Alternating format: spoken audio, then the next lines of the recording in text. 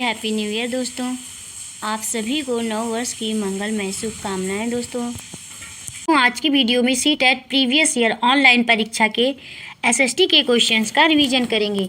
आइए क्लास शुरू करते हैं। क्वेश्चन है, मंदिर के बारे में दिए गए ए, बी और सी वक्तव्यों पर विचार का सही उत्तर का चयन करें।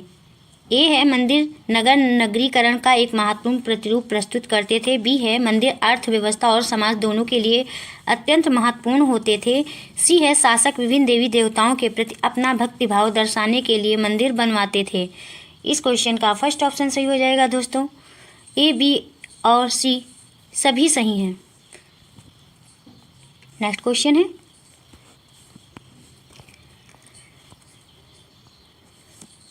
महायान बौद्ध धर्म की आरंभिक मान्यताओं से निम्न में से किन कारणों से भिन्न था। ए है, इसमें बुद्ध की उपस्थिति संकेतों द्वारा दर्शाई गई। बी, इसमें बोधिसत्व एकांतवास में रहते थे। सी है, इसमें बुद्ध की प्रतिमाएं बनाई गई थीं। डी है, बोधिसत्व अन्य लोगों को शिक्षा देने के लिए सांसारिक परिवेश में रम गए। एक सही विकल्प का चयन कीजिए दोस्तों। कौन सा ऑप्शन सही होगा इस क्वेश्चन का? इस क्वेश्चन का थर्ड ऑप्शन सही हो जाएगा। सी और डी सही हैं। बौद्ध धर्म का सुधारवादी संप्रदाय महायान कहा जाता है। इसका अर्थ है उत्कृष्ट मार्ग। इसमें पर सेवा और परोपकार पर विशेष बल दिया गया है। बुद्ध की मूर्ति के रूप में पूजा होने लगी। बोधिसत्व अन्य लोगों को शिक्षा देने के लिए सांसारिक परिवेश में रम गए। इसके द्वारा अधिक लोग मोक्ष प्राप्त कर सकते थे। नेक्स्ट क्वेश्चन है दोस्तों। नेक्स्ट क्वेश्चन है,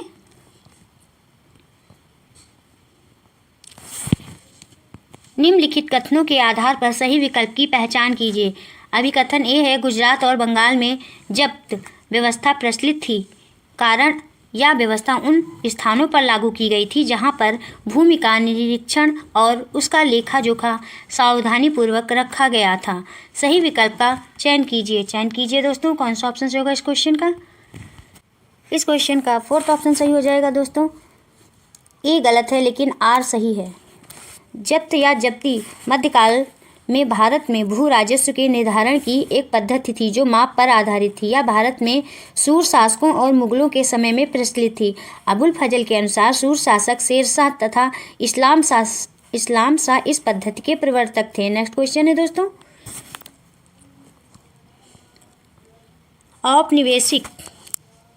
औपनिवेशिक काल में नए शहर बने, कई कस्बे विकसित हुए। इसका ये परिणाम हुआ कि ए, वे केवल शिक्षित और ऊंची जातियों के भूस्वामियों को ही आकर्षित कर पाए। बी है, उन्होंने मजदूरों के लिए अच्छी कार्य दशाएं और श्रमिक अधिकार प्रस्तुत किए। सी है, उन्होंने दलित जातियों के लिए दिन प्रतिदिन होने वाले अपमान से बचने का रास्ता बनाया। सही विकल्प चुने दोस्तों। कौन सा ऑप्शन सही होगा इस क्वेश्चन का?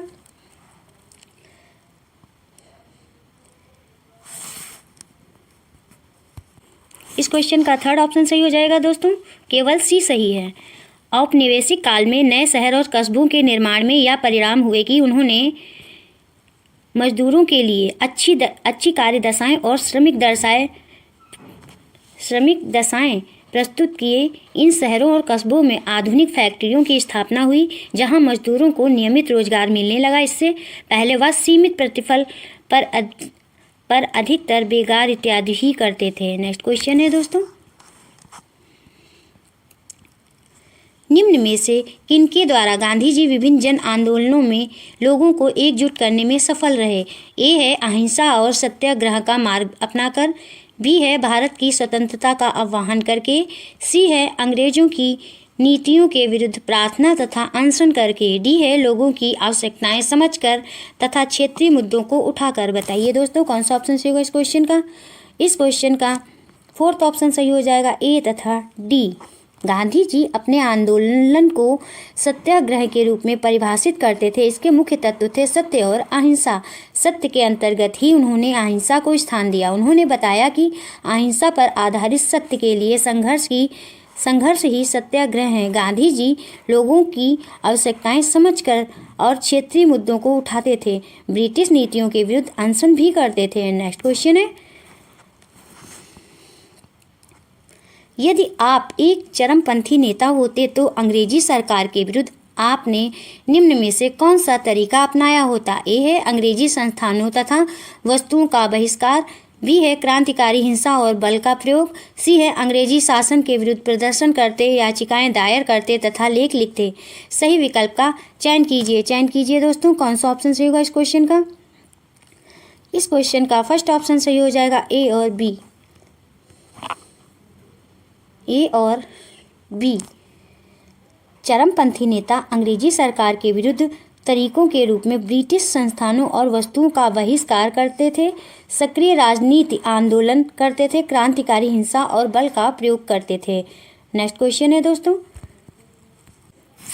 नेक्स्ट क्वेश्चन है कांग्रेस को औपनिवेशिक शासन के विरुद्ध सभी भारतीयों की ओर से बोलने के लिए बुलावा दिया गया। ये है क्योंकि वे विदेशी शासन के विरुद्ध लड़ाई के लिए प्रत्येक व्यक्ति का पूरा समर्थन चाहते थे। दूसरा ऑप्शन है केवल वही एकमात्र दल था जिसमें सभी भारतीयों को संगठित कर विरोध के लिए तैयार करने की शक्ति थी। तीसरा ऑप्शन है क्योंकि इसने स्वयं को सभी समुदायों के प्रतिनिधि के रूप में प्रदर्शित किया था। और फोर्थ ऑप्शन है स्वतंत्रता के लिए लड़ाई में लोगों ने अपना संपूर्ण विश्वास तथा समर्थन इस दल को दिया था। बताइए दोस्तों कौन सा ऑप्शन सही होगा इस क्वेश्चन का? इस क्वेश्चन का थर्ड ऑप्शन सही हो जाएगा दोस्तों, क्योंकि इसने स्वयं को सभी समुदायों के प्रतिनिधि के रूप में प्रदर्शित किया था। अंग्रेज को औपनिवेशिक शासन के विरुद्ध सभी भारतीयों की ओर से बोलने के लिए बुलावा दिया गया क्योंकि इसने स्वयं को सभी समुदायों के प्रतिनिधि के रूप में प्रदर्शित किया था और कांग्रेस में भारत के सभी क्षेत्रों, समुदायों और धर्मावलंबियों वर्गों का प्रतिनिधित्व था, इसलिए वह भारत का प्रतिनिधित्व करती थी। नेक्स्ट क्वेश्चन है दोस्तों, नेक्स्ट क्वेश्चन है कथनों ए तथा बी को पढ़िए और उनके आधार पर सही विकल्प चुनिए। कथन ए है भारत में 82 डिग्री 30 मिनट पश्चिम देशांतर को मानक यामोत्तर माना गया है। और कथन बी है 82 डिग्री 30 मिनट पूर्व देशांतर के स्थानीय समय को पूरे देश का मानक समय माना जाता है। बताइए दोस्तों कौन सा ऑप्शन होगा इस क्वेश्चन का? इस क्वेश्चन का सेकंड ऑप्शन सही हो जाएगा। ए गलत है और बी सही है। ए गलत है और बी सही है। भारत में 82 डिग्री 30 मिनट पूर्वी देशांतर को मानक यामोत्तर माना गया है। 82 डिग्री 30 मिनट पूर्वी देशांतर के स्थानीय समय को पूरे देश का मानक समय माना जाता है। भारत का स्थानीय समय अंतर्राष्ट्रीय समय से 5 घंटे 30 मिनट आगे है। नेक्स्ट क्वेश्चन है भारत के संदर्भ में कथनों पर विचार करते हुए सही उत्तर का चयन कीजिए। ए है भारत उत्तरी गोलार्ध में स्थित है। बी है कर्क रेखा 2 के लगभग बीचों बीच से गुजरती है। सी है भारत की मुख्य भूमि का विस्तार 67 डिग्री पूर्व तथा 97 डिग्री 25 मिनट पूर्व अक्षांशों के बीच है। बताइए दोस्तों कौन सा ऑप्शन सही होगा इस क्वेश्चन का? इस क्वेश्चन का सेकंड ऑप्शन सही हो जाएगा। ए और बी सही है जबकि सी गलत है। भारत उत्तरी गोलार्ध में स्थित है। कर्क रेखा भारत को लगभग 2 भागों में विभाजित करती है। भारत की मुख्य भूमि का विस्तार 8 डिग्री 4 मिनट उत्तरी से 37 डिग्री 6 मिनट उत्तरी अक्षांश तथा 68 डिग्री 7 मिनट पूर्व से 97 डिग्री 25 मिनट पूर्वी देशांतरों के मध्य है। नेक्स्ट क्वेश्चन है दोस्तों, निम्नलिखित सूचना के आधार पर आपको ग्लोब पर किसी स्थान की सही स्थिति निरूपित करनी है। यह 20 डिग्री अक्षांश पर स्थित है। इस सूचना के आधार पर आप पहला ऑप्शन है आराम से ग्लोब पर इस स्थान की सही स्थिति निरूपित कर सकते हैं। दूसरा है पूर्वी या पश्चिमी अक्षांश के संकेत के साथ साथ उस जगह के देशांतर की भी आवश्यकता होगी। और तीसरा ऑप्शन है उत्तरी या दक्षिणी अक्षांश के संकेत की भी आवश्यकता होगी। और चौथा ऑप्शन है उत्तरी या दक्षिणी अक्षांश के संकेत के साथ साथ उस जगह के देशांतर की भी आवश्यकता होगी।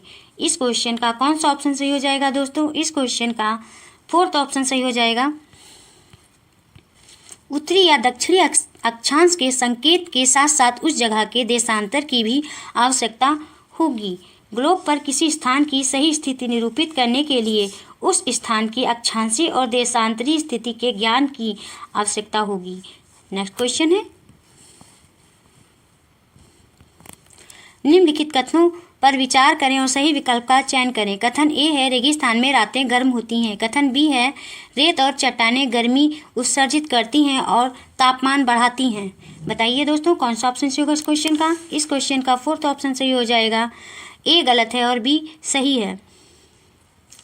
रेगिस्तान में रातें गर्म होती हैं क्योंकि आकाश साफ होने के कारण रेत और चट्टानें तीव्र गति से पार्थिव विकिरण करती हैं, जिससे तापमान बहुत नीचे चला जाता है। नेक्स्ट क्वेश्चन है दोस्तों,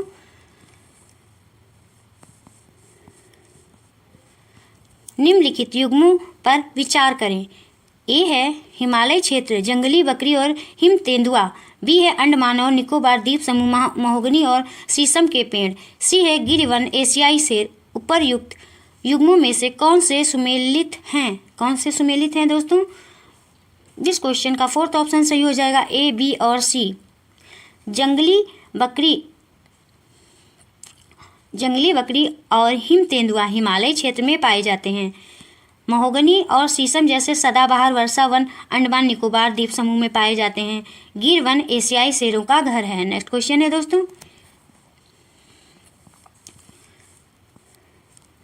निम्नलिखित कथनों के आधार पर सही विकल्प की पहचान कीजिए। अभी कथन ए है, पारितंत्र के संतुलन को बनाए रखने के लिए सभी प्राणी अनिवार्य हैं। कारण है, जैव मंडल में सभी जीवित जातियां जीवित रहने के लिए एक दूसरे से परस्पर संबंधित और एक दूसरे पर आश्रित रहती हैं।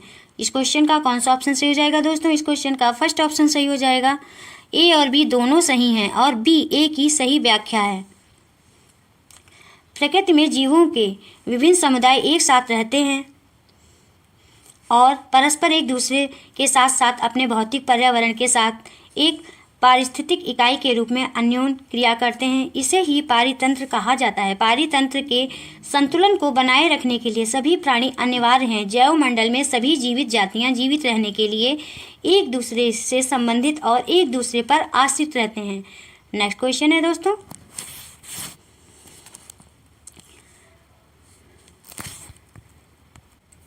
क्वेश्चन है, निम्नलिखित कथनों पर विचार करें और सही विकल्प का चयन करें। कथन ए है, सूर्य से आने वाली वह ऊर्जा जिसे पृथ्वी रोक लेती है आतपन कहलाती है। कथन बी है, आतपन की मात्रा भूमध्य रेखा से ध्रुवों की ओर घटती है।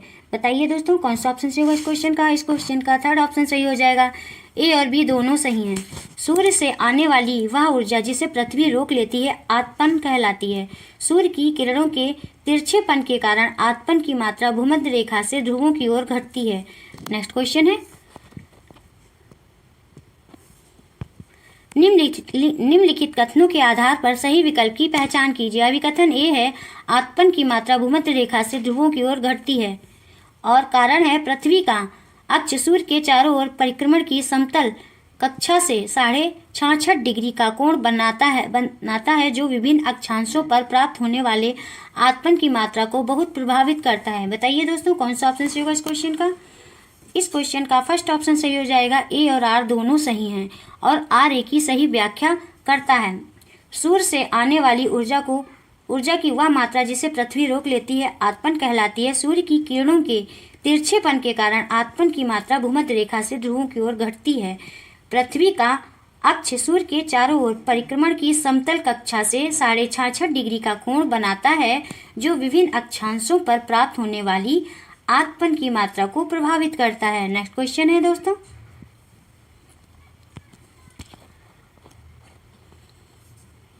मानवीय बस्तियों के लिए आदर्श बसाव स्थान के चयन के लिए निम्नलिखित में से कौन सी परिस्थिति उपयुक्त हैं। ए है अनुकूल जलवायु, बी है जल की उपलब्धता, सी है उपयुक्त भूमि, डी है अनुपजाऊ मिट्टी। बताइए दोस्तों कौन सा ऑप्शन सही होगा इस क्वेश्चन का। इस क्वेश्चन का थर्ड ऑप्शन सही हो जाएगा। ए, बी और सी। मानव बस्तियों के लिए आदर्श बसाव के चयन के लिए निम्न परिस्थितियों की आवश्यकता होती है, जैसे कि अनुकूल जलवायु, जल की उपलब्धता, उपयुक्त भूमि, उपजाऊ मैदान और परिवहन की व्यवस्था। नेक्स्ट क्वेश्चन है दोस्तों, निम्नलिखित कथनों पर विचार करें और सही विकल्प का चयन करें। कथन ए है, मृदा का निर्माण जैव पदार्थों, खनिजों तथा पृथ्वी पर पाई जाने वाली अपक्षयित चट्टानों से होता है। कथन बी है, स्थल रूप मृदा के प्रकार को निर्धारित नहीं करते हैं। बताइए दोस्तों कौन सा ऑप्शन सही होगा इस क्वेश्चन का। इस क्वेश्चन का फर्स्ट ऑप्शन सही हो जाएगा, ए सही है, बी गलत है। मृदा का निर्माण चट्टानों, खनिजों, जैविक पदार्थों, जल एवं वायु द्वारा होता है। स्थल रूप ही वह मुख्य कारक है जो मृदा के प्रकार को निर्धारित करता है। बेसाल्ट चट्टानी क्षेत्र में काली मृदा का विकास होता है, जबकि जलोढ़ चट्टानी क्षेत्र में मृदा में परिच्छेदिकाओं का पूर्ण विकास नहीं होता है। क्वेश्चन है, प्रारंभिक स्तर पर एक शिक्षिका अपनी कक्षा में एक शहर में जनसंख्या घनत्व का संप्रत्यय पढ़ा रही है। इस विषय की स्पष्टता हेतु उसे निम्नलिखित में से किन किन का प्रयोग करना चाहिए। ए है उस शहर में रहने वाले लोगों की संख्या, बी है उस शहर का क्षेत्रफल, सी है देश का जनसंख्या पिरामिड। सही विकल्प का चयन कीजिए दोस्तों कौन सा ऑप्शन सही होगा इस क्वेश्चन का। इस क्वेश्चन का सेकंड ऑप्शन सही हो जाएगा, केवल ए और बी। किसी शहर के जनसंख्या घनत्व को पढ़ाने के लिए दो मुख्य तथ्यों की आवश्यकता होगी। वह इस प्रकार है कि उस शहर में रहने वाले लोगों की संख्या और उस शहर का क्षेत्रफल। जनसंख्या घनत्व से तात्पर्य किसी इकाई क्षेत्र में रहने वाले लोगों की संख्या से होता है। नेक्स्ट क्वेश्चन है दोस्तों, निम्नलिखित कथनों पर विचार करें और सही विकल्प का चयन करें। कथन ए है, संविधान का उद्देश्य देश की राजनीतिक व्यवस्था तय करना होता है। कथन बी है, संविधान का उद्देश्य अपने देश के नागरिकों की सार्वजनिक और निजी जिंदगी को निर्देशित करना होता है। सही विकल्प का चयन कीजिए दोस्तों कौन सा ऑप्शन सही होगा इस क्वेश्चन का। इस क्वेश्चन का थर्ड ऑप्शन सही हो जाएगा दोस्तों, ए सही है, बी गलत है। संविधान का उद्देश्य देश की राजनीतिक व्यवस्था तय करना होता है या अपने नागरिकों की सार्वजनिक जिंदगी को निर्देशित करता है, निजी जिंदगी को नहीं। नेक्स्ट क्वेश्चन है दोस्तों, निम्नलिखित कथनों में से कौन सा सही है। ए है, जब इतिहासकार ऐतिहासिक पत्रों, मानचित्रों एवं ग्रंथों को पढ़ते हैं तब उन्हें विभिन्न ऐतिहासिक प्रसंगों के प्रति संवेदनशील होना चाहिए। बी है, इतिहास अलग अलग समूहों के लोगों के लिए अलग अलग था। सही विकल्प का चयन कीजिए दोस्तों कौन सा ऑप्शन सही होगा इस क्वेश्चन का। इस क्वेश्चन का थर्ड ऑप्शन सही हो जाएगा, ए और बी दोनों। इतिहास अलग अलग समूहों के लोगों के लिए अलग अलग होता है, देखने के दृष्टिकोण द्वारा निर्धारित होता है। जब इतिहासकार ऐतिहासिक पत्रों, मानचित्रों एवं ग्रंथों को पढ़ते हैं तब उन्हें विभिन्न ऐतिहासिक प्रसंगों के प्रति संवेदनशील होना चाहिए और बारीकी से सभी पहलुओं का ध्यान करते हुए निरीक्षण भी करना चाहिए। बस दोस्तों आज की वीडियो में इतना ही। दोस्तों यदि आपको क्लास पसंद आई हो तो चैनल को सब्सक्राइब करिए, लाइक करिए, शेयर करिए और कमेंट्स करके बताइए कि क्लास कैसी रही। मिलते हैं नेक्स्ट क्लास में। Thank you for watching this video.